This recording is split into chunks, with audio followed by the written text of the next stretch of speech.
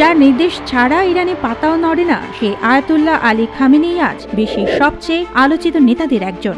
ইসরায়েলের প্রধানমন্ত্রীর মতে এই একজন ব্যক্তিকে সরাতে পারলেই থেমে যাবে ইরান ইসরায়েল যুদ্ধ। প্রশ্ন উঠতেই পারে, কে এই খামেনি, কেন তাকে কেন্দ্র করে এতটা অস্থির মধ্যপ্রাচ্য, আর কেমন করে তিনি হয়ে উঠলেন ইরানের সর্বোচ্চ নেতা, সুপ্রিম লিডার।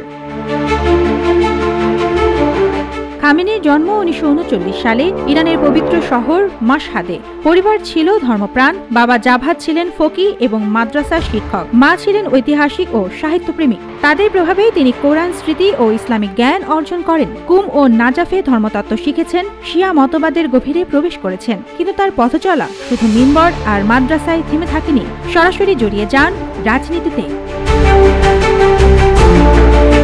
খামেনির রাজনৈতিক পরিচিতি গড়ে ওঠে 1970-এর দশকে, যখন তিনি ছিলেন আয়াতুল্লাহ খোমেনির ঘনিষ্ঠ অনুসারী। শাহ মোহাম্মদ রেজা পাহলভির রাজতন্ত্রের বিরুদ্ধে তিনি সক্রিয়ভাবে আন্দোলন করেন। একাধিকবার গ্রেপ্তার, কারাবাস এবং নির্বাসনের মধ্য দিয়ে তিনি হয়ে ওঠেন ইসলামী বিপ্লবের নিঃশব্দ সৈনিক।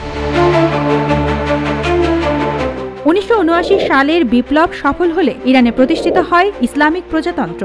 এরপর খামেনি হয়ে ওঠেন সংসদ ইমামি জুম্মা, রেভলিউশনারি গার্ড গঠনে অংশীদার এবং শেষমেশ রাষ্ট্রপতির আসনে বসেন 1981 থেকে 1989 পর্যন্ত। রাষ্ট্রপতি হিসেবে তিনি তেমন শক্তিশালী ছিলেন না, কিন্তু পর্দার আড়ালে তৈরি করেছিলেন নিজের বলয়, বিশেষ করে নিরাপত্তা বাহিনী ও বিচার ব্যবস্থায়, যা পরবর্তী সময়ে কাজে লেগেছে। 1989 সালে খোমেনির মৃত্যুর পর তার মনোনীত উত্তরসূরি আয়াতুল্লাহ মোন্তাজেরিকে সরিয়ে দেওয়া হয় মতপার্থক্যের কারণে।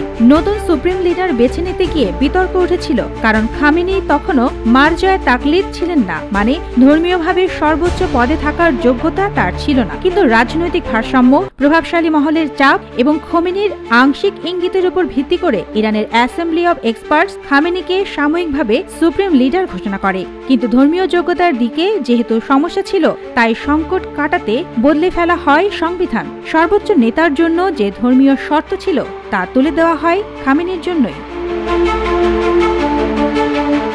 সুপ্রিম লিডার হিসেবে খামেনি নিয়ন্ত্রণ পেতে থাকেন বিচার বিভাগ, সেনাবাহিনী, ইসলামী রেভলিউশনারি গার্ড, পারমাণবিক কর্মসূচি, এমনকি নির্বাচনে প্রার্থী হওয়ার ফিল্টারও।